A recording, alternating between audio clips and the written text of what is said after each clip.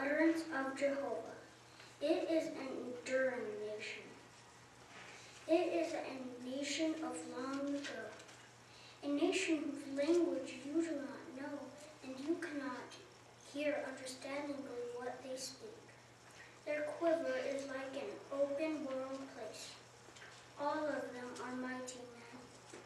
They will also certainly eat up your harvest and your bread. The men will eat up your sons and your daughters. They will eat up your flock and your herds. They will eat up your vine and your fig tree.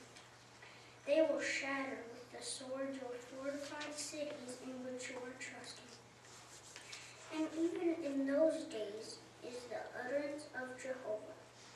I shall not carry out an extermination of you men. And it must occur that you will say, due to what fact has Jehovah our God done to us all these things? And you must say to them, just as you have left me and have gone serving a foreign god in your land. So you will serve strangers in a land that is not yours.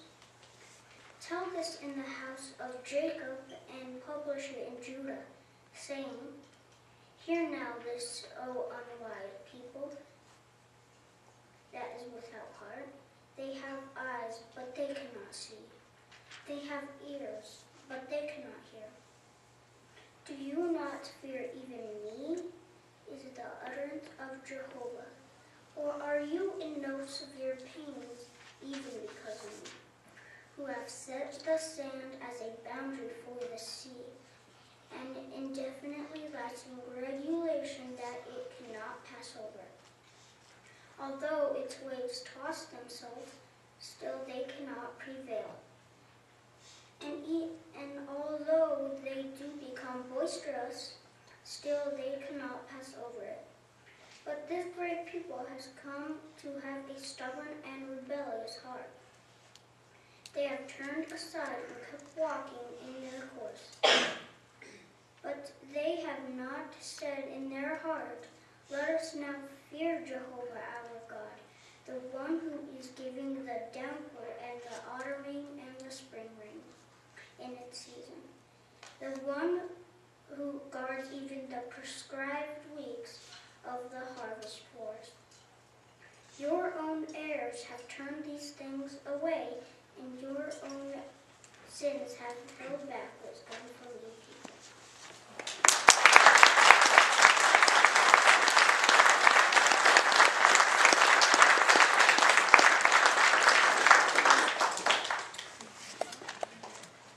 Well, thank you very much, Brother Selberg.